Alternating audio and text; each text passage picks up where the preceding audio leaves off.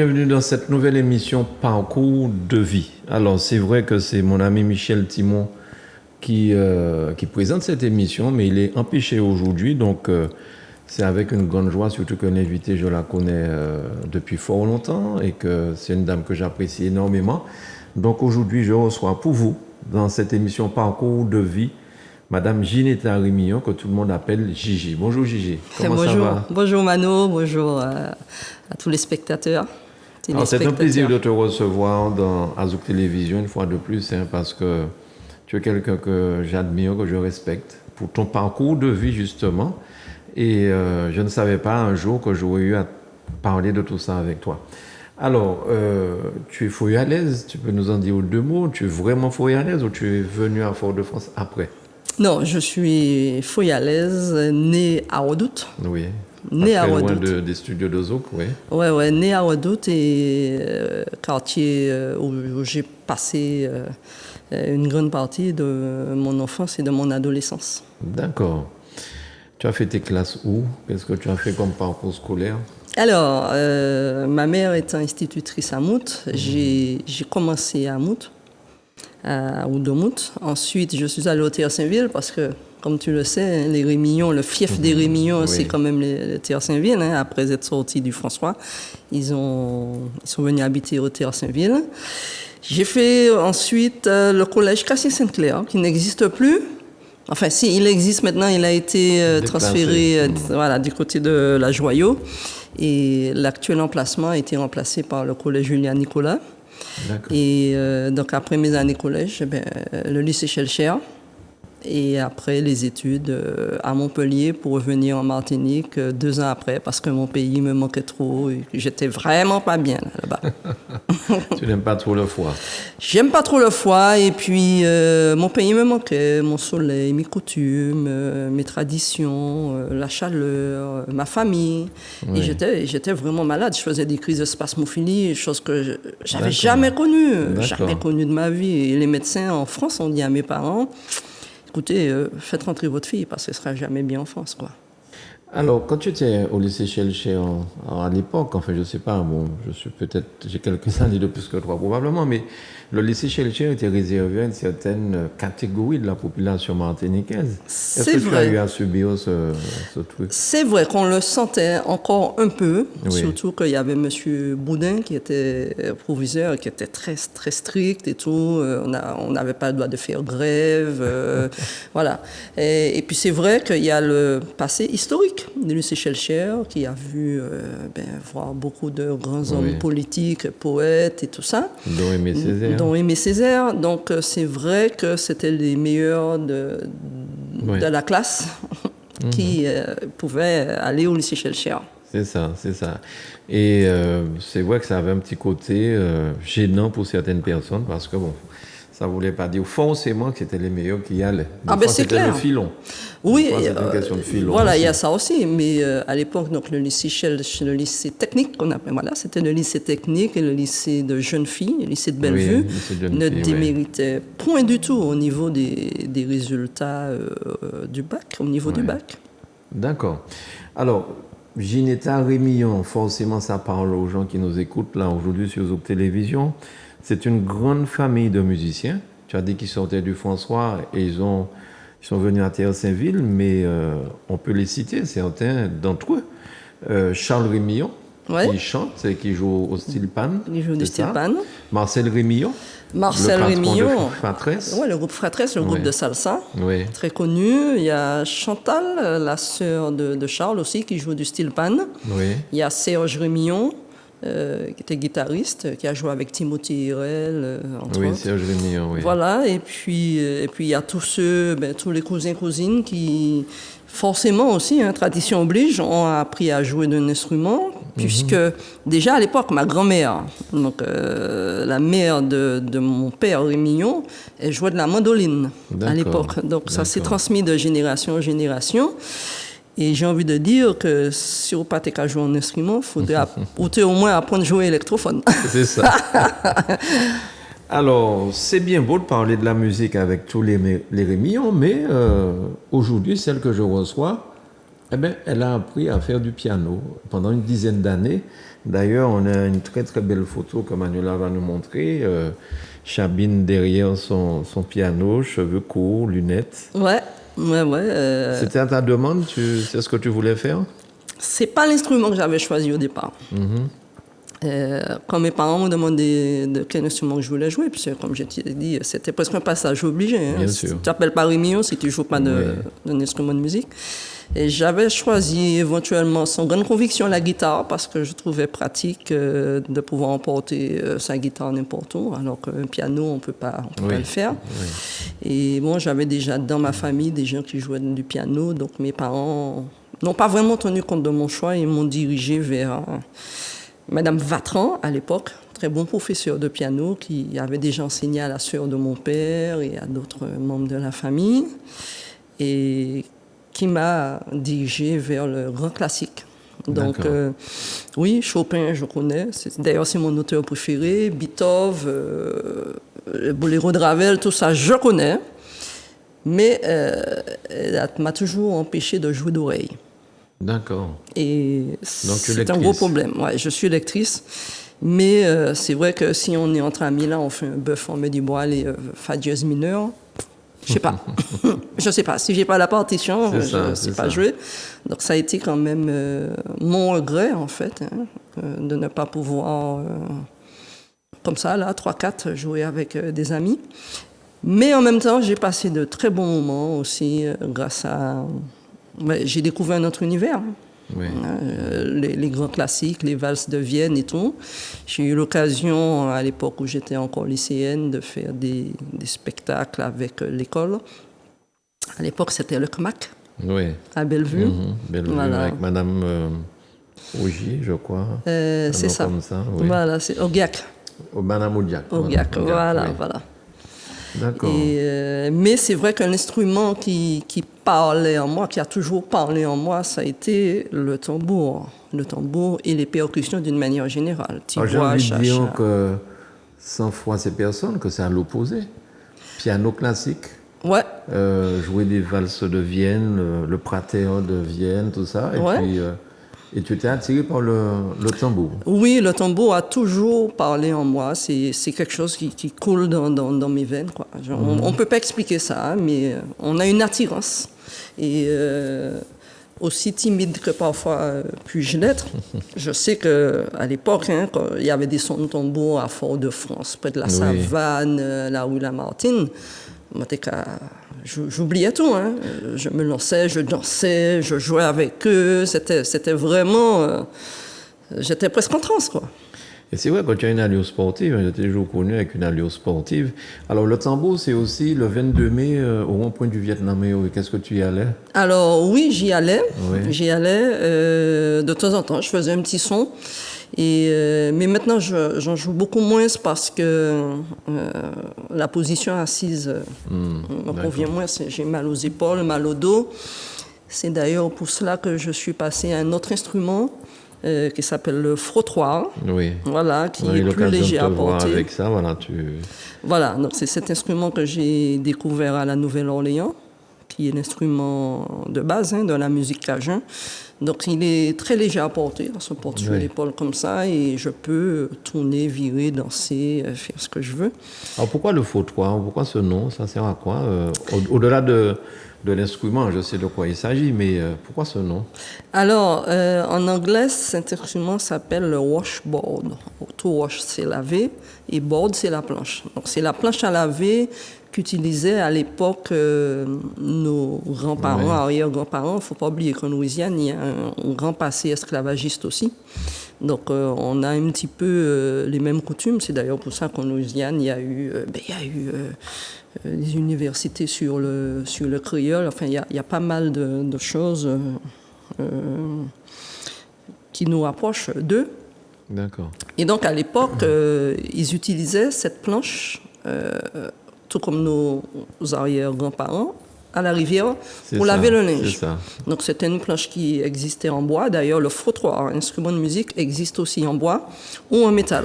Donc, voilà, on frottait le linge sur cette planche ondulée. Et puis jusqu'à ce qu'on en fasse un instrument de musique. Moi, je joue avec des dés à chaque doigt, mais on peut y jouer aussi avec 2 clés qui ressemblent aux clés qu'on utilisait pour ouvrir les boîtes de sardines avant. Oui. Et puis comme ça, je suis à 2-3 jours de mon départ de la Nouvelle-Orléans. Et puis je vois un type dans la rue, mais limite, je pense que ça devait être un SDF. Mais le gars, il s'amuse. Et puis je le vois comme ça. Je me dis, mais qu'est-ce que ça, monsieur, qu'a fait là? Il saute, il compte, il crie. Parce que tu sais, à la Nouvelle-Orléans, à chaque coin de rue, pratiquement, il y a un petit groupe de jazz qui joue et tout. Et c'est vraiment une ville magnifique. Hein. Moi, je ne peux que vous exhorter à aller visiter cette ville. Et donc, je vois cet SDF-là. Je crois que c'était ça. Peut-être le seul bien qu'il avait, en tout cas. Mais il jouait d'enfer et puis le mec s'éclatait. J'ai dit, waouh, je veux ça. Arrivé à l'hôtel, je dis à la réceptionniste, vous savez, j'ai vu un instrument, est-ce que je peux l'avoir? Il m'a dit, écoutez, je vous le commande pour vous sur Amazon. Et puis, je vous le fais livrer à votre hôtel à Miami. Et quand je suis arrivé à Miami, effectivement, j'ai patienté un jour ou deux et mon frottoir est arrivé pour mon plus grand bonheur. Alors, tu parles de la Nouvelle-Orléans, mais je crois que tu es attiré peut-être par les États-Unis, parce qu'avant la Nouvelle-Orléans, je crois que tu t'es attiré par le Texas. Oui, alors, mon Dieu, le Texas, c'est toute une histoire. C'est toute ma vie professionnelle. Je la dois au Texas. Pourquoi? Parce que quand je suis revenue en Martinique en 87, comme ça, une copine me dit, Gigi, tu sais, après le Resto U, allons à l'hôtel Batelière, il y a des Américains qui vendent des produits, il a pas cher et tout, allons voir. J'ai dit, OK. Donc on est allé et puis... Monde, il y avait du monde dans la place, du monde. À l'époque, c'était une petite salle fermée et il y avait tellement de monde qui venait acheter qu'il fallait qu'on fasse entrer par groupe de 10 personnes, attendre que 10 sortent pour faire entrer 10 autres. Et puis, donc, il y avait ces Américains qui vendaient un petit peu de tout. Donc, il y avait une table avec des montres, une autre table avec des gadgets. Donc, c'était des radiocasques à l'époque. Une autre table avec des autoradios, des haut-parleurs. Une autre table avec des grosses radiocassettes à l'époque. On portait ça sur son épaule et puis on appelait ça Radio Rasta. Radio Rasta. Radio Rasta. Et c'était tellement gros, d'ailleurs, cet appareil, qu'on disait combien de gendarmes qu'il faut pour arrêter un Rasta. Alors, on répondait, on ne sait pas. Mais il en fallait 3. Un pour le Rasta, mais il fallait 2 gendarmes pour porter l'appareil qu'il avait sur l'épaule, tellement c'était énorme. Exactement. Ouais. Et puis donc, je vois des Antillaises, des jeunes qui travaillent pour ces Américains. Alors, je leur dis, il y en a que je connais, j'ai dit, qu'est-ce qu'il faut pour travailler? Parce que, waouh, j'aime ça, là, j'aime. J'ai toujours eu la fibre du commerce en moi. Oui. Pour te dire, quand j'étais petite, quand on me demandait ce que je voulais faire, je disais, je voulais être vendeuse dans un prise unique. Pourquoi? Parce que j'aimais le bruit de... Tu sais, la caisse enregistreuse, là, on tapait, clac, clac, cling, tu vois, la caisse ouvrait. Et quand je sortais de l'école de Mout avec ma mère, on s'arrêtait sur une épicerie qui avait sur la route de Mout. Et c'est moi qui, après l'école, je voulais aller vendre. Quand on me demandait un livre de margarine, il y avait, à l'époque, il y avait les anciennes balances. Oui. Béorval, les testus, tout ça. C'est moi qui allais peser, c'est moi qui allais encaisser, tout ça. Donc, je reviens au PLM et puis je me dis, j'ai envie de travailler samedi. Je faisais mes études d'anglais, je continuais mes études d'anglais à la fac ici. Donc, ça tombait bien pour travailler avec des Américains. Oui. Alors, les amis me disent, tu sais, bon, il faut être bilingue, il faut aller voir le boss, quoi, Ron, et il va t'inscrire. J'ai dit, OK. Je vais voir l'Américain, je lui dis, je parle anglais et tout. J'ai dit, vous savez, ça me plaît, j'ai envie de travailler avec vous. Mais je ne demande pas combien je suis payé et tout, c'est pas ce qui m'intéresse. J'aime le contact, le feeling et tout ça.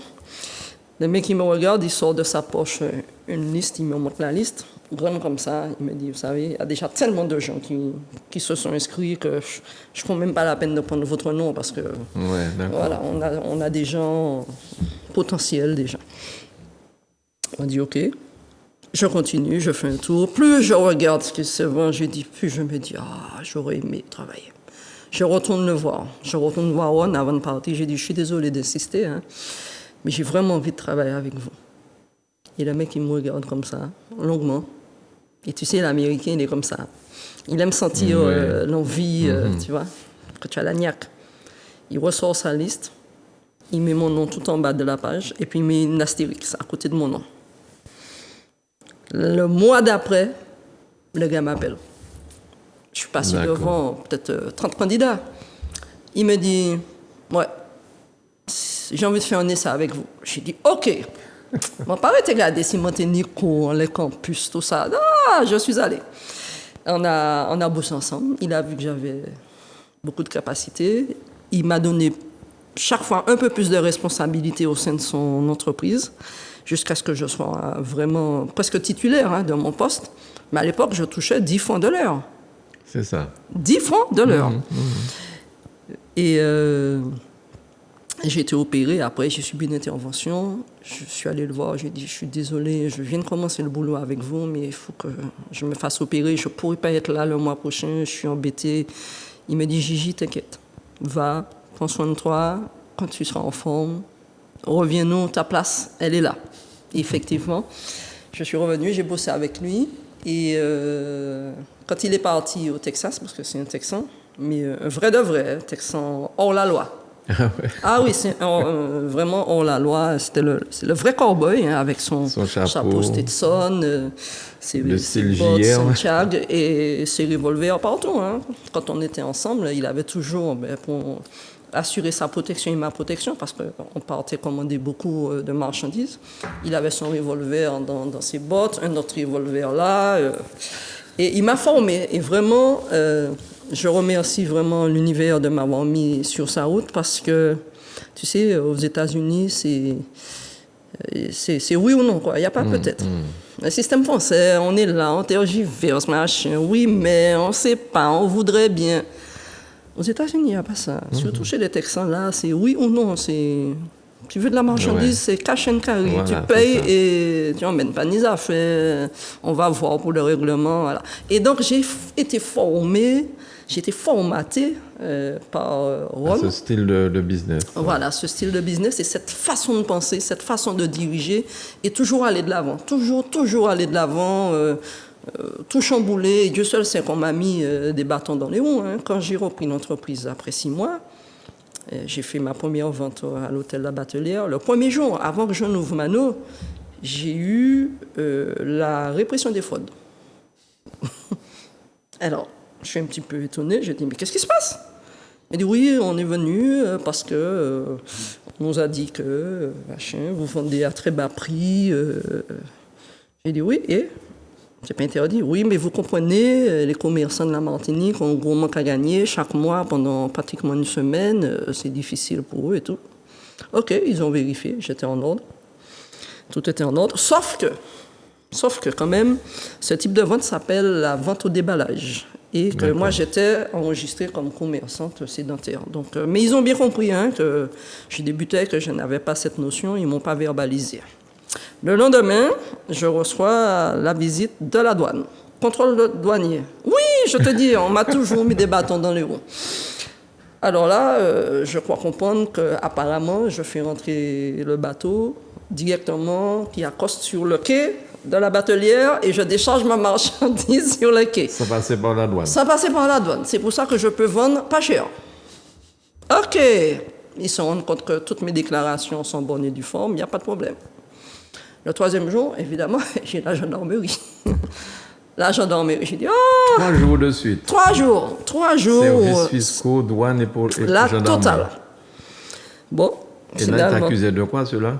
Eh bien, écoute, trafic, contrebande et tout ça. Donc, ils sont venus vérifier. Ils ont vu que tout est en ordre. On s'excuse, madame. OK, machin. Bon. OK, je fais ma vente. Je termine le dimanche. Mais tu sais, je n'ai pas pitié, moi. Je suis en train de cogiter là pendant toute la vente. On m'a dit, bon, on m'emmerde, on veut m'emmerder. Eh bien, d'accord. Je pars à Taïwan, j'achète un conteneur de marchandises. Et à l'époque, on débutait les ventes sur parking, les ventes sur conteneur.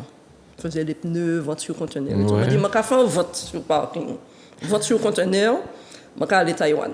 Parce que je vois que tout ce que j'achète aux États-Unis vient de Taïwan ou Oui. de Corée. Bien sûr. Ah, je vais à la source. Le lendemain, lundi, je vais dans une agence de voyage. Je dis, je veux un voyage, je veux un billet pour Taïwan. La copine me dit, mais où à Taïwan? J'ai dit, je ne sais pas. Il n'y avait pas Internet, il n'y avait que le Minitel à l'époque. Oui. Je n'ai aucune adresse, je ne sais pas s'il y a une chambre de commerce. Je dis, envoie-moi à Taïwan, je vais trouver ce que je veux. Je m'envoie à Taïwan, j'arrive avec ma petite valise à l'époque qu'on traînait, ce n'était Ouais. pas encore les belles valises comme maintenant. Seul nègre à Taïwan, c'est moi. Je cherche un hôtel, je lève la tête, je vois marqué Panam Hôtel. Je dis, bon, Panam américaine, ils doivent parler anglais, je pense. J'entre, je réserve ma chambre. Et puis comme ça, je prends le taxi et puis je demande à tout le monde, vous savez où est-ce que je peux trouver des usines qui vendent des haut-parleurs et des trucs comme ça? Personne ne sait tout ça. Jusqu'à un jour, un chauffeur de taxi me dit, ouais, je vais t'emmener quelque part. Maintenant, le quelque part là, c'était peut-être à 3 heures de route, dans le fin fond du bois de la campagne de la personne. Moi, à l'époque, c'était dans les années 87, 88, peut-être 89, 24 ans. J'ai 24 ans, je suis jeune, téméraire. Mais je me dis, putain, avec du recul, j'aurais pu être violée, assassinée, lâchée dans le bois de Taïwan. Personne ne sait où je suis. Et puis le mec était honnête et il m'a emmené dans une usine. Grosse déception, c'est que quand tu achètes à Taïwan, si tu veux une chemise comme ça, c'est 500 qu'il faut acheter. Hein. Ah, si oui. tu veux la même en bleu, il faut Ouais. acheter 500. D'accord. Donc c'est vraiment une très grosse quantité. Je dis au mec, je peux pas. Vous savez, la Martinique, c'est un petit pays, petit marché. Il me dit, ah non, je peux pas. Nous, c'est le centre du monde, quoi, le centre de gros. Et puis il a été sympa. Il m'a dit, écoutez, je vous vends des haut-parleurs, mais dans des boîtes reconditionnées, fabriquées. C'est des boîtes en carton marron, il n'y a aucune marque dessus, il n'y a rien dessus. J'ai dit, OK. J'étais déjà parti pour ça. Après une semaine, j'ai suivi un typhon. Ah ouais. Il y a eu un typhon qui a fait beaucoup de morts cette année-là. J'ai dit, OK, je suis là, je prends. Donc, il m'a vendu 50 de chaque modèle. Et puis, pour envoyer ça en Martinique, on a envoyé d'abord en Afrique le conteneur, parce que bon, la Martinique, pour eux, ils ne connaissent pas. Ils connaissent pas, ouais. Le transitaire d'Anzas, qui était quand même connu, m'a envoyé ça en Afrique. 6 mois après, ça arrive à Barbade. Finalement, 6 mois après, 7 mois après, je reçois ça. Entre-temps, j'avais déjà ouvert mon premier magasin. Et donc, quand j'ai reçu ça, j'ai quand même pété les prix et j'ai quand même, je crois, gagné le respect de... Tu as reçu ça 1 an plus tard, plus d'1 an en fait. 7 mois après. 7 mois après. Voilà. Et entre-temps, les commerçants, je crois que j'ai gagné le respect des commerçants comme ça. Et c'est eux qui venaient acheter chez moi, donc je le revendais en gros. Ouais, tous ceux qui m'avaient mis des bâtons dans les roues étaient finalement ceux qui venaient acheter en gros dans mon magasin. Donc ce fameux one là, le Texan avec ses revolvers, Ouais. tu as repris la suite de son business. J'ai repris la suite de son business. D'accord. Donc ce qui m'a valu, donc ces fameux contrôles. Hein. J'ai eu le temps de faire une vente aussi à l'époque à l'Ami Frieds, à Trinité. Et entre-temps, j'ai eu un local dans une cité HLM, mais avec un emplacement très improbable, c'est-à-dire qu'on ne me voyait pas du tout. C'est seulement les locataires de l'immeuble qui savaient que, tiens, en bas, il y avait un magasin. Donc j'avais 2 tréteaux, une grande planche de bois, une petite nappe en madras, et c'est dessus que je posais ce que je vendais. Et là aussi, hein, j'aurais pu être agressé 50 000 fois et personne n'aurait rien pu faire pour moi. Imagine que tu rentres dans une cité HLM et puis au bas de l'immeuble, tu vois un truc, tu vois. Et puis c'est comme ça que petit à petit, ma réputation s'est faite. Et j'ai beaucoup travaillé toute seule au début, transporter des cartons, les cartons de haut-parleurs, ça pesait, il fallait monter combien d'escaliers avant d'arriver dans mon petit local. Mais j'avais gardé les bons prix, et donc ça m'a attiré beaucoup de gens, beaucoup de clients. Et puis qui finalement m'ont pris en bonne passion.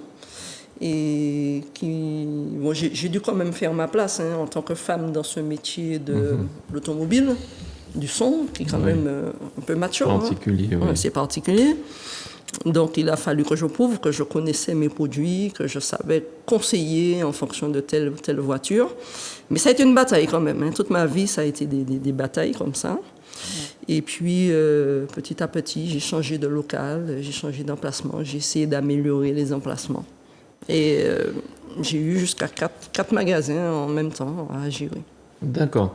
Alors, tu as vécu aux États-Unis pendant quelques temps quand même, hein, pour avoir fait des allers-retours. Oui. Comment tu compares cette façon française d'être aux États-Unis? Parce que les bâtons qu'on t'a mis dans les roues, c'est le système français qui veut ça, en fait. Ah, mais tout à fait, tout à fait. Et c'est là toute l'hypocrisie du système qui, soi-disant, vous pousse à crier, à faire des choses, mais en même temps, de l'autre côté, ils vous mettent toutes sortes de bâtons dans les roues. Aux États-Unis, en un quart d'heure, vous avez créé votre société. Ici, quand on voit la paperasse qu'on demande, c'est impensable. Et puis, il y a aussi la mentalité qui est différente. Aux États-Unis, alors ici, en France, c'est tabou de parler d'argent, c'est tabou de parler de son salaire. Mais aux États-Unis, ils vous disent ouvertement, moi je touche 200 000 euros par an et il n'y a personne qui soit jaloux de vous aux États-Unis. Au contraire, ils estiment que si vous touchez 200 000 dollars par an, c'est parce que vous le méritez, ils sont contents pour vous. Mais ici, mon Dieu... Et ce que j'apprécie aussi aux États-Unis, c'est que cette personne à qui vous dites vous gagnez 200 000 dollars par an, il va se dire, j'aurais bien aimé réussir aussi ma vie. Oui. Alors qu'ici, c'est pas tout à fait ça. Ici, il faut qu'on t'expose, en fait. Il faut qu'on te mette des bâtons dans les roues, que les gens soient jaloux. Ouais. Et les gens ne peuvent pas comprendre que plus il y a des gens qui font le même métier, ça permet de rehausser la qualité de ce métier. Absolument. Et c'est en fait le public qui gagne. Mais absolument, toujours. Dès qu'il y a une concurrence quelque part, c'est vrai que les chefs d'entreprise sont obligés de se mettre au combat pour pouvoir rester dans la course. Et c'est vrai que c'est le public c'est les clients qui gagnent. Quand je t'entends raconter tout ça, je ne vais pas raconter ma vie, c'est pas mon parcours de vie, mais j'ai subi et je subis encore ce genre de choses ici. Hein. Oui, ça je sais. Ne serait-ce que sur le plan de la télévision, mais en fait, quand on a le courage d'avancer, on ne baisse pas les bois et on continue. Oui, et puis il faut se dire qu'il n'y a qu'après des arbres qui portent de beaux fruits, comme on va dire. Hein. Tout à fait. C'est sûr, si tout ce que tu faisais n'était pas bien, on ne t'aurait pas jalousé. Mais il n'y a que ceux qui ne font rien, qui ne risquent rien. Et après toutes ces aventures, donc, tu as monté le magasin Acoustique Pro.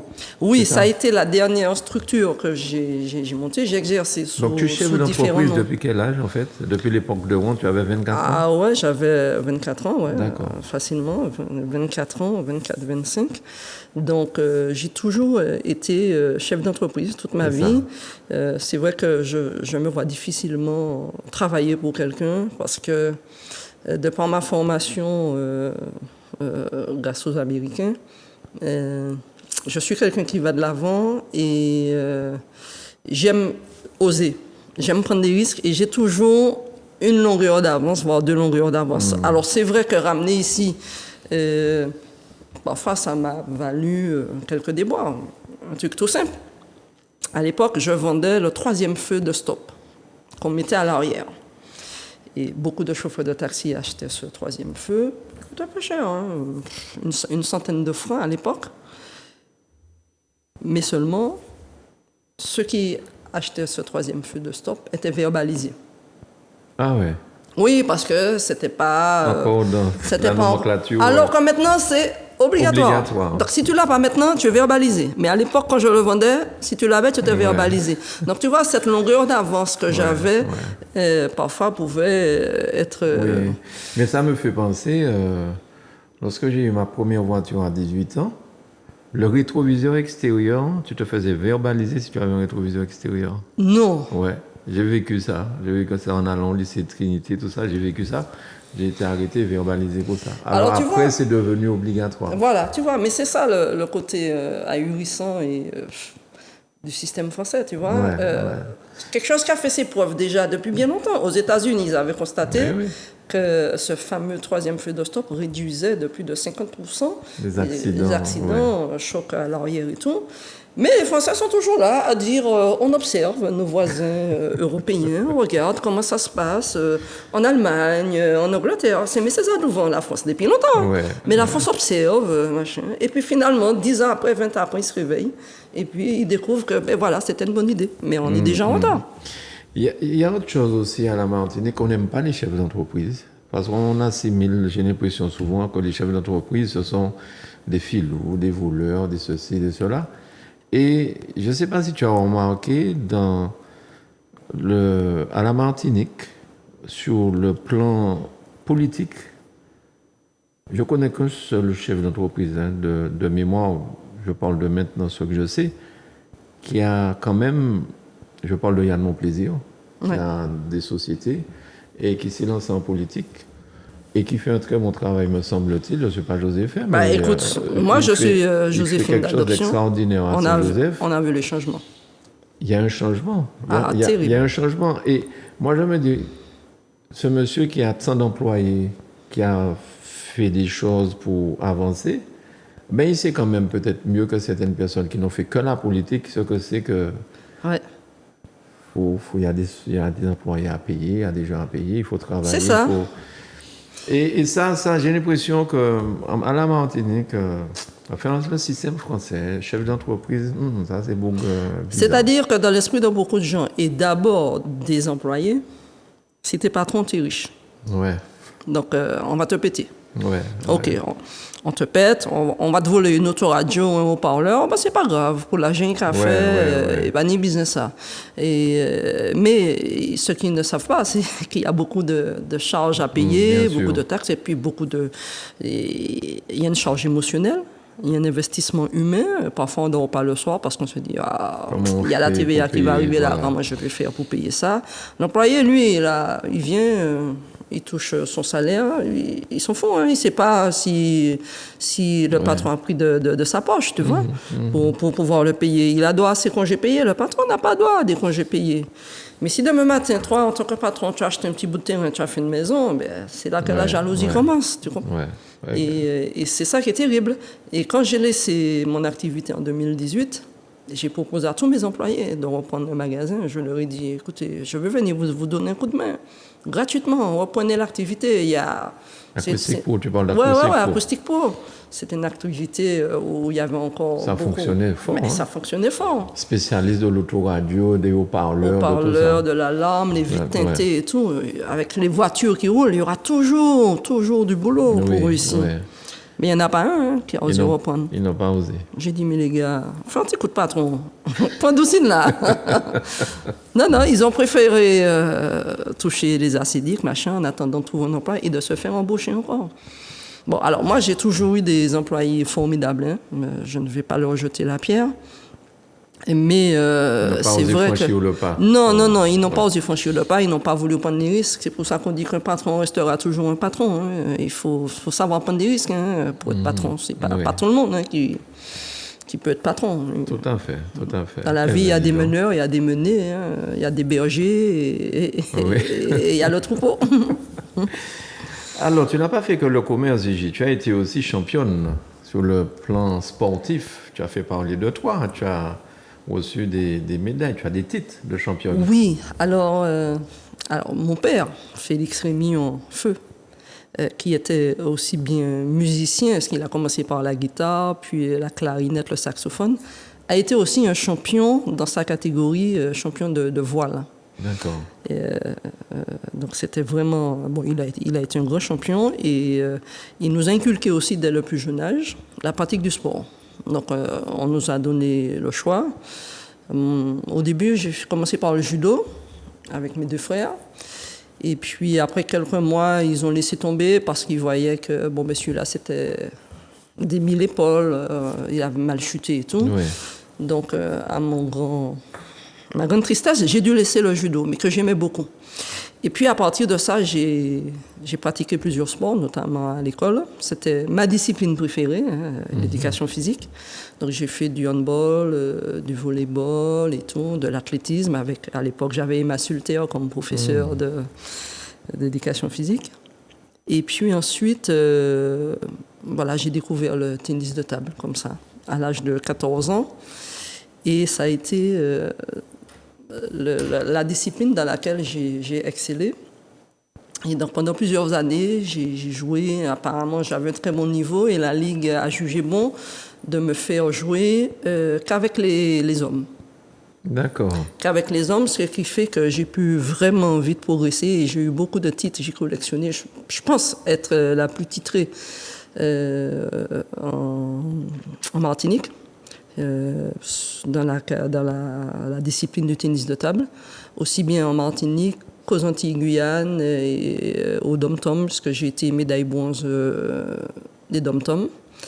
Donc j'ai beaucoup joué, beaucoup pratiqué cette discipline et ensuite j'ai fait aussi d'autres sports, de raquettes toujours, donc le tennis, le badminton, le squash, pour revenir 14 ans plus tard au tennis de table, à la demande de la Ligue qui organisait les championnats Antilles-Guyane en Martinique. Et 14 ans après, je suis revenu, j'ai repris mon titre alors que je ne m'étais pas entraîné du tout. Alors j'ai vu dans une des photos, Toyota, le trophée Toyota, c'est ça? Oui, j'ai eu un diplôme du meilleur sportif. Voilà. C'était en 2013. Voilà, le meilleur sportif de ma catégorie. Et donc, j'ai beaucoup fait de sport. Je reste toujours sportive dans ma tête et ça m'a beaucoup servi, ça m'a beaucoup aidé aussi déjà dans ma carrière professionnelle. Toujours aller de l'avant, toujours... Ça rend volontaire quelque part. Oui, absolument. Et puis, je n'aime pas perdre. Donc, je me dois de réussir dans tout ce que j'entreprends. Tout ce que tu entreprends. Ouais. D'accord. Et aujourd'hui, tu pratiques un sport? Alors, je me suis adonnée aux randonnées, en fait, depuis le Covid. Figure-toi que j'habite à 200 mètres de la forêt de Rabuchon et pendant 20 ans, je n'ai jamais découvert cette forêt. Et avec le Covid, ben voilà, j'y suis allée. Quand on est en forêt, pas besoin de masque, pas besoin de se laver les mains, pas de contrôle et tout. Et depuis, je fais autant que je peux, je fais de la randonnée, sinon je vais sur des parcours sportifs. Et puis, je me suis acheté un tapis pour quand je ne peux pas sortir, qu'au moins je fasse 1h30 le matin.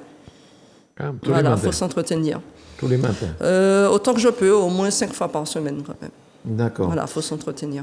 Et puis ça fait du bien à la tête aussi, le mental. Oui, le mental. On a ébauché, on a parlé un petit peu de Saint-Joseph, donc tu habites Saint-Joseph. Ouais. Et tu disais que tu vois un changement dans la gestion de cette ville depuis que Mon Plaisir est là. Ah oui. La ville est beaucoup plus propre, elle est beaucoup plus dynamique, il y a un service culturel qui est très dynamique. Et souvent, il y a des marchés qui sont organisés. On sent vraiment qu'on a changé de maire. C'est totalement différent et vraiment... Moi, je suis apolitique. Je ne fais pas de politique, mais là, il est bon, faut que dit bon, tu vois. Il faut reconnaître le travail que fait Yann Monplaisir. Je sais qu'il a quelques déboires en ce moment, mais comme tu dis, ça peut être de la jalousie. On ne sait pas d'où ça vient. Moi, ce qu'il fait à côté, ça ne m'intéresse pas. Mais ce qu'il fait pour la commune... où tu payes des impôts. Où je paye des impôts, vraiment, je dis... j'en ai pas dilapidé. Un grand bravo à Yann Monplaisir, que j'espère qu'il va pouvoir continuer à gérer la ville. D'accord. Alors, on a parlé donc de musique, on a parlé de sport. Mais tu avais une passion aussi pour les voitures, pas anciennes. Je pense à un buggy qu'on dit. Un buggy, alors on dit une buggy ou un buggy, oui. Voiture décapotable, sportif, où on peut aller, par exemple à Taotan, on voit ça. On le voit à l'écran, donc la première version marron. Et après, je l'ai peinte en bleu. Et là aussi, il fallait qu'elle soit la plus belle. J'ai gagné, on est même parti en Guadeloupe aussi. J'ai gagné le prix du plus beau buggy. Évidemment, super équipé en musique. La photo en bleu, super équipé en musique. La seule, équipée en musique, en son et lumière.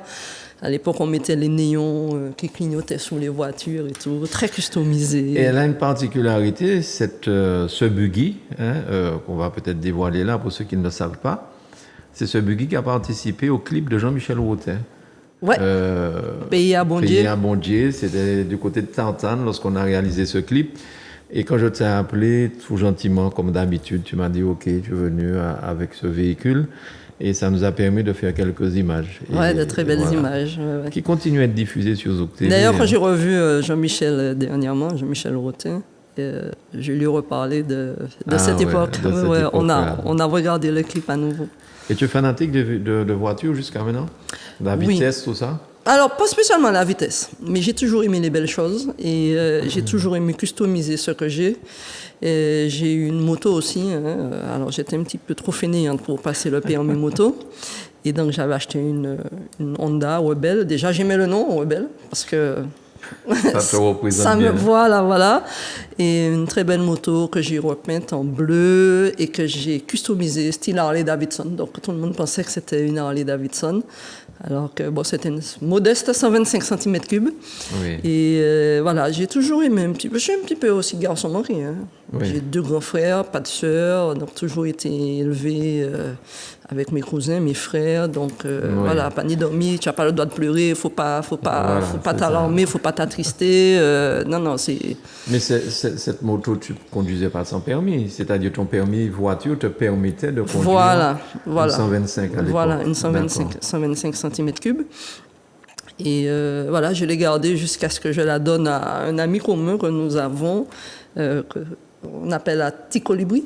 Ah, Eric. Eric, voilà. Parce qu'il a été l'un des pianistes des Troubadours. Des Troubadours, dont on va parler aussi maintenant, parce que c'est toi qui as fondé ce groupe Troubadours. Oui. Pourquoi? Quelle envie tu as eu de monter ce groupe-là, qui est devenu un groupe célèbre grâce à tout ce que tu as fait pour eux? Mais comment ça t'est venu, cette histoire de Troubadours? Figure-toi qu'à l'origine, c'est pas un groupe que j'ai monté pour faire des chantées de Noël. J'ai monté cette association en 2009 avec, entre autres, la secrétaire de mon magasin, qui est restée une amie fidèle. Et j'ai eu cette envie, après avoir vu un documentaire au journal télévisé. En France, ils faisaient ce qu'ils appelaient des pique-niques en blanc, pique-niques sauvages en fait. Oui. Et de façon impromptue comme ça, ils investissaient une rue de Paris, ça pouvait être les Champs-Élysées, n'importe où. Tout le monde habillé en blanc venait avec sa table, sa nappe, son pique-nique et tout. Et j'ai trouvé ça super sympa. Il faut dire que c'est mon petit côté original, parfois loufoque. J'ai dit, waouh, ça c'est bien ça. Ouais, ça change de tout ce qu'on voit. Ce dont tu parles là, j'ai vu ça à Concorde à Paris. Ouais. En bas des Champs-Élysées face à l'Assemblée nationale, comme ça. C'est ça. Ce que tu dis là, des gens qui sont tous habillés en blanc et puis pique-nique. Voilà, et personne ne sait, jusqu'à quelques heures avant l'heure du rendez-vous, personne ne sait où ça va se passer, parce qu'il ne faut pas que ça se dévoile. Voilà, c'est ça. Et donc moi, j'ai eu l'idée de faire ça. Et je me suis dit, bon, je vais quand même, pour ne pas avoir de problème avec la ville, les autorités et tout, j'ai monté cette association. Je l'ai appelé les Troubadours parce que je me suis dit, ouais, quand il y aura le pique-nique, je vais faire venir, à l'époque j'avais pensé à notre défunt violoniste qui est décédé récemment. Professeur de philo. J'essaie de me rappeler de son nom. Exactement. Aussi, ouais. Ça va m'en venir. Ouais. Hein. Et puis je me suis dit, je vais faire venir un violoniste, un guitariste, et ils vont passer de table en table pour chanter un petit peu la sérénade. Parce que j'avais aussi, par le passé, organisé beaucoup de sérénades à l'époque de Mr. Love, Sylvanis, Pépin et tout. Dès qu'il y avait un anniversaire chez moi, chez mes parents, je faisais une surprise et on faisait des sérénades et tout. Donc j'avais gardé cette idée. Voilà, cette idée. Et donc, j'ai créé l'association des Troubadours. Et j'avais arrêté comme date le 14 février, jour de la Saint-Valentin. Donc, j'avais vu M. Fernet de la ville de Fort-de-France qui m'avait donné l'autorisation et tout. Maurice Fernet. Voilà, un homme très dynamique et très ouvert, que j'apprécie beaucoup d'ailleurs. Et donc, tout était prêt. J'avais déjà lancé des invitations, il y avait plein de gens qui avaient dit « Waouh, c'est bien ça, on va le faire, c'est original et tout ». Et c'était en 2009, en février 2009, et il y a eu cette fameuse grève. Ah, grève, 2009. En 2009, oui. En 2009. Cette fameuse grève qui a duré plusieurs mois. Et c'était le fameux K5F, c'est ça? Oui. C'était 2005? Non, 2009. Il me semble que c'est 2009. 2009, c'était en 2009, février 2009. Et Ah ouais. donc ça a commencé le 5 février. Et je me voyais très mal dans une situation de crise comme ça où ils avaient raison de se battre, parler de la vie chère et tout. Qu'on fasse un pique-nique très BCBG et tout ça. Ça devait se faire sur le Malécon. Donc ça a été reporté. Et donc du coup, ça n'a jamais vu le jour. Et donc de février à mars, avril, tout ça, je me suis dit, bon, l'association Crier, on va monter un groupe de musique. Donc il y a une première version des Troubadours qui répétait chez moi avec des amis du quartier. Il y avait un fils à Cali, il y avait Gilles Guillon qui maintenant est devenu producteur et tout. Donc on répétait comme ça chez moi. D'accord. Mais bon, l'orientation que prenait le groupe, c'était pas vraiment ma vision des choses. J'ai dit à Gilles, écoute, fais ta route, je fais ma route parce que c'est pas comme ça que je vois les choses. Et c'est ainsi que j'ai appelé des amis et tout ça. Et on a monté un groupe. Comme ça. Et puis finalement, faut dire qu'avant ça, donc j'avais fait partie du groupe Henrita. Et avant Henrita, j'étais dans Zebomé. Un groupe qui n'existe plus malheureusement, qui à l'époque aussi a animé de très bons chanteurs Noël. Et donc, je me suis dit, on va monter le groupe. Avec mes idées. Donc voilà, sur cette image, on me voit en train de jouer au tambour à droite, au milieu de l'image. Et c'est comme ça que j'ai décidé de monter le groupe. Mais avant de monter mon propre groupe, chaque année, à l'époque de mon anniversaire, je suis née le 27 novembre, donc je faisais toujours des chanteurs Noël avec Alain Geneviève, une partie du groupe Plastic System Band et tout. Donc j'ai toujours aimé ça. Et puis quand j'ai créé l'association, comme je t'ai dit, j'aime quand ça marche. Je me suis dit, il faut que ça marche. Et donc j'ai fait appel à tous mes contacts au niveau des médias, tous ceux qui m'ont connu, par mon passé sportif, professionnel et tout, dont Zouk TV, et puis donc tous les journalistes que je connais, je leur ai dit, voilà, j'ai monté un groupe de chanteurs Noël, je propose autre chose que tout ce qui se voit. Donc, il y a d'abord les tenues. On avait de très belles tenues. Donc, je me faisais un devoir chaque année de sortir une très belle tenue. Et puis, je proposais beaucoup d'adaptations. Oui. Maintenant, c'est devenu monnaie courante, mais à l'époque, il n'y avait pas encore beaucoup d'adaptations, sauf que Loulou Bois-la-Ville, en son temps, avait commencé avec Lambada, Noël Lambada, qu'il avait adapté, et puis il avait fait aussi d'autres adaptations. Donc, je me suis dit, il y a quelque chose à faire là. Je ne veux pas faire comme tout le monde. Je veux voir ce qui manque et puis proposer. Donc, on a fait de très belles adaptations et puis des très belles tenues. Et puis, ça a frappé les belles tenues de Troubadour. Tout le groupe bien habillé. Toujours bien habillé. C'était la première fois qu'on voyait ça. Oui, mais j'estimais que par respect pour le public et puis par respect pour nous-mêmes, on se devait d'être bien habillés. Et puis, donc, j'ai dit à tous mes amis des médias, bon, je monte un groupe là, il va falloir qu'on le fasse monter. On fait de belles choses, je vous assure, vous n'allez pas le regretter. Il faut m'ouvrir toutes les portes. Et c'est comme ça que toutes les portes se sont ouvertes, comme ça. Au niveau des comités d'entreprise, au niveau surtout des médias, parce que pour faire connaître un groupe, si on n'a pas le soutien des médias... Et donc, Troubadour a très vite explosé. Au bout de... Bon, moi, je m'étais donné 5 ans pour bien faire connaître le groupe. Au bout de 3 ans, Troubadour était déjà... voilà, il était parmi les meilleurs. Les meilleurs, de la Martinique. À l'époque, il y avait Bacroix Noël, Racine Noël et tout ça. Enfin, tous ceux qu'on connaît maintenant. Le groupe Mazincoin aussi.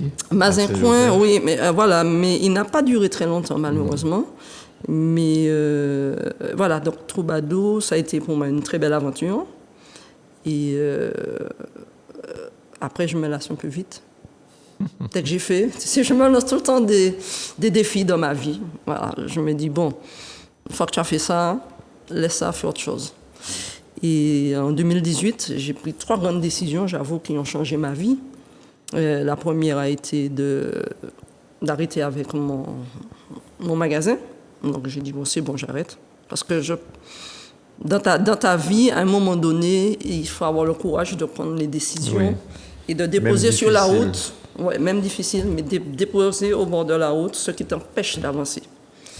Donc j'ai dit, j'arrête avec le magasin, c'est bon. J'ai donné plus de 30 ans de ma vie à ce métier. quand tu as plus envie vraiment de conseiller les clients, de continuer à te battre, il faut laisser tomber. C'est que tu as un autre plan peut-être meilleur ailleurs, tu vois. C'est ça.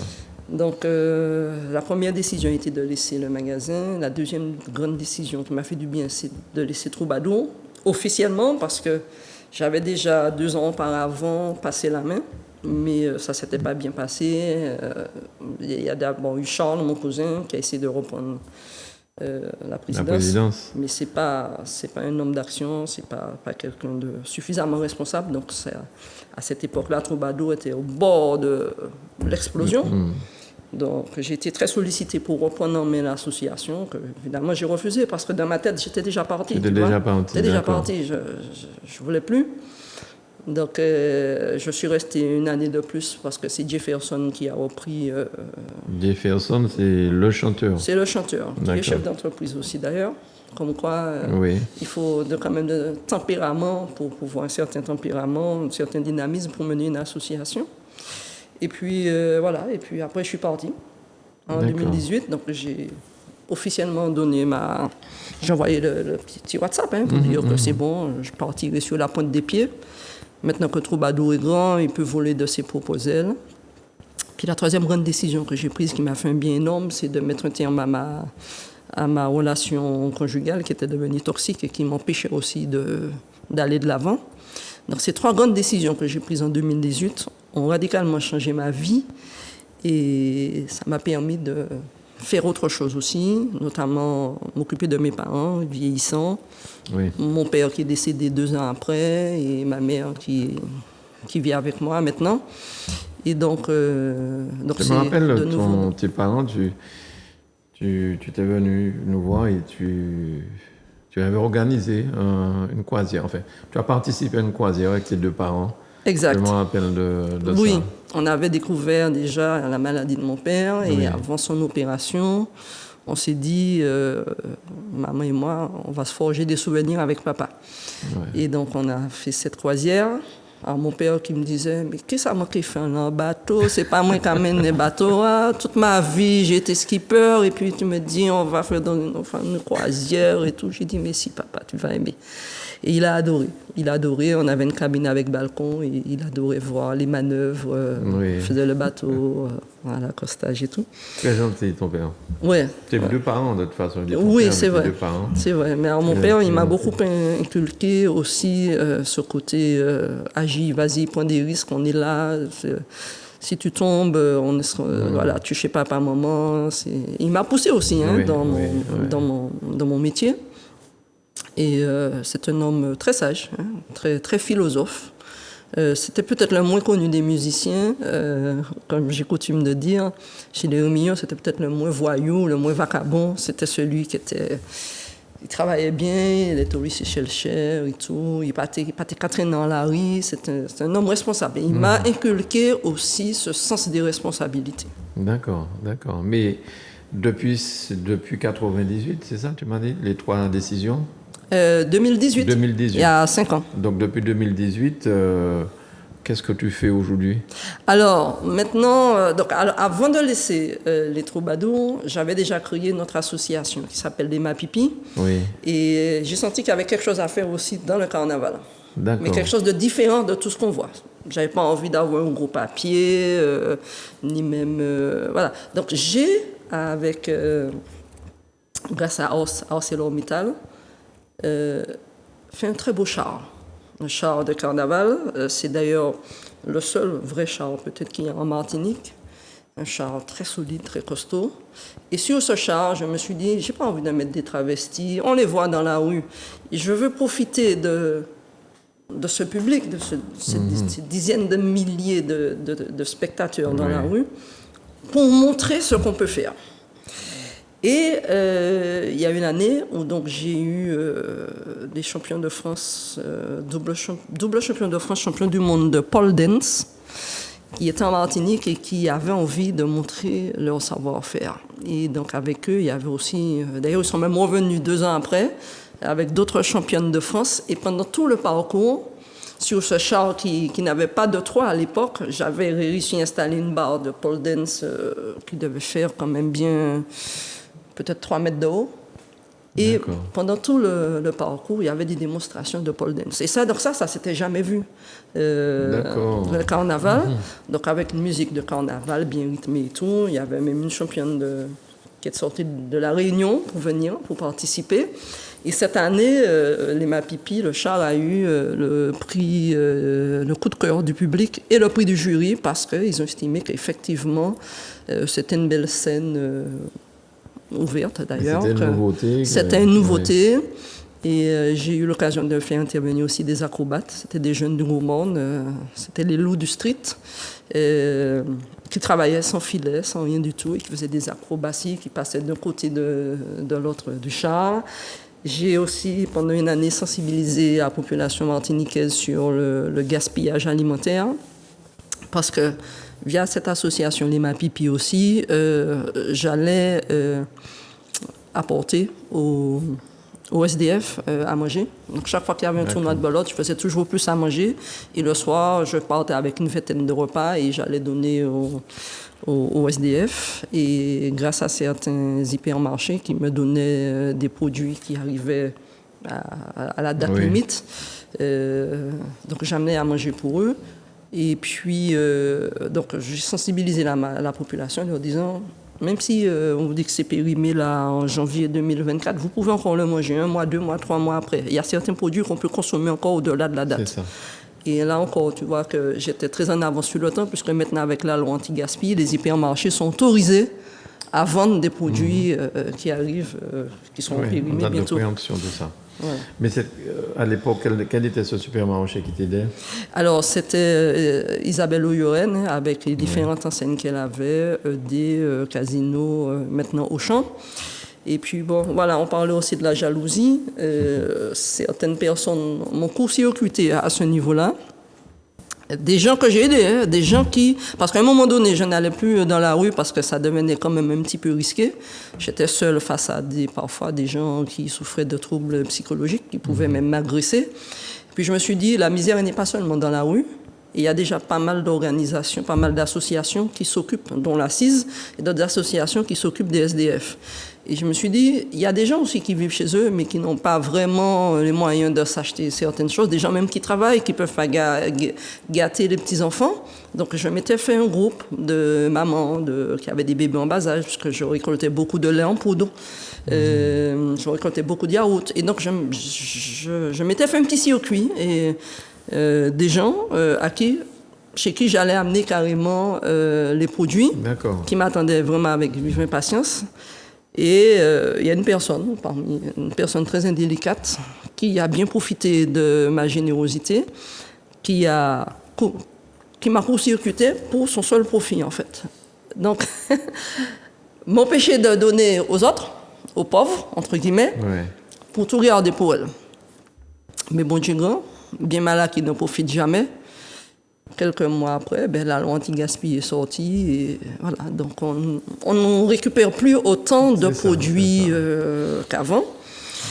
Et donc du coup, j'ai fini avec cet aspect-là. Et puis j'organise chaque début de mois, chaque premier dimanche du mois, des tournois de belote chez moi à Saint-Joseph, avec parmi, on va dire, les meilleurs beloteurs de la Martinique. Donc ce sont des Mapipi de belote. Ce sont les Mapipi, voilà. Ce sont les Mapipi et bon, ça dure depuis au moins 5, 6, 7 ans peut-être qu'on organise ces tournois de belote. Et les gens peuvent s'inscrire comme ça ou il faut passer par... Non, les gens peuvent s'inscrire. Ils peuvent toujours me contacter. Si tu me permets, je peux donner mon numéro de portable. Oui, bien sûr. Donc c'est le 06 96 45 79 84. 06 96 45 79 84. Si vous avez un niveau correct, bon niveau de belote, c'est avec grand plaisir qu'on vous accueillera au sein des Mapipi. Et tu organises des tournois seulement sur Fort-de-France ou vous avez déjà été joué en Guadeloupe ou en Guyane? Non, pas encore. Pour l'instant, c'est toujours chez moi. J'ai des propositions de certains sponsors pour pouvoir organiser des tournois au sein de leur structure. Donc, ce sera peut-être à développer en 2024. Mais en tout cas, voilà. Donc, maintenant, je fonctionne avec les Mapipi. et je fais de belles choses. J'ai un petit peu laissé le carnaval, donc le char il est loué en période de carnaval. Je m'occupe de ma mère et ça m'est difficile de m'absenter toute une journée et la laisser seule à la maison. Donc j'ai mis de côté aussi cet aspect carnaval et je suis plutôt assignée à résidence, comme on dit. Gigi, ça fait un honneur pour moi ce matin de t'entendre, de discuter avec toi, d'expliquer un petit peu ton parcours de vie. Formidable parcours de vie et j'espère que ce sera une expérience pour que de jeunes Martiniquais, de jeunes Martiniquaises puissent s'en inspirer et puis essayer d'avancer dans la vie où on a toujours l'impression qu'on attend trop souvent que la manne tombe du ciel. Mais si on ne se met pas à bosser, les choses n'arriveront pas comme ça. Voilà. Et tout ce qu'on a pu dire, je pense qu'il y a encore beaucoup de choses à dire, mais malheureusement l'heure est arrivée pour qu'on c'est vrai. Oui, c'est vrai. Alors j'ai eu quand même la chance aussi depuis quelques années de rencontrer dans mon parcours de vie un couple formidable, Jo et Julio Calvirac, avec qui Jo, Madame Calvirac m'a initiée à l'art de la table, et puis donc j'avais déjà ce côté décoration que j'aimais beaucoup, donc je me suis un petit peu reconvertie pour mon plaisir personnel dans la déco, la rénovation. Voilà un petit peu ce que je fais. Alors je ne le fais pas moi personnellement, mais je chapeaute tout ça. Comme je dis, j'ai un groupe de soldats avec moi, de très bons ouvriers, à qui je dis, je veux ça comme ça, je veux ça comme ça, et je crois que ça donne de très bons résultats. On m'a conseillé de me lancer dans ce domaine de la décoration intérieure, que j'aime beaucoup. En tout cas, je remercie beaucoup Jo et Julio Calvirac aussi d'abonder dans ce sens avec moi et de me donner pas mal d'idées. Voilà, ça c'est des petits exemples de, toujours très classe, ce que je fais. Gigi, merci beaucoup. Et cette antenne t'est ouverte quand tu veux. Je te remercie, Mano. En tout cas, pas de problème. J'ai passé vraiment un très bon moment. On n'a pas vu le temps passer. Oui, c'est vrai. On n'a pas papoté. On a évoqué pas mal de souvenirs. En tout cas, merci beaucoup à toi, Mano, d'être là. Merci d'exister, de donner la parole au peuple martiniquais, à qui je souhaite toujours rester humble, digne et positif pour 2024. Oui, parce que nous sommes en début du mois. Donc, on a encore jusqu'à la fin du mois pour faire des vœux. Si tu veux faire des vœux à la population martiniquaise et tous ceux qui nous regardent, Guadeloupe, Guyane, France même, qu'est-ce que tu pourrais leur souhaiter pour 2024? Et voilà, comme j'ai dit, toujours rester humble, digne et positif. Pour moi, c'est 3 grandes qualités qui permettent d'avancer. Et puis, ne pas écouter ce qu'on dit à côté. Faut foncer, quoi. Faut foncer parce que de toute façon, le temps passe vite et si nous, on ne fonce pas, c'est d'autres qui vont le faire à notre place et qui vont prendre notre place. Merci beaucoup, Gigi. J'espère que vous avez bien apprécié donc, cette émission avec Gigi. La prochaine émission Parcours de vie, ce sera avec M. Michel Timon. Mais franchement, aujourd'hui, il a été empêché et je suis entre guillemets content parce que c'est moi qui ai pu réaliser cette belle émission avec Gigi. À très bientôt sur Zouk Télévision, Gigi. Merci beaucoup. Merci, Mano.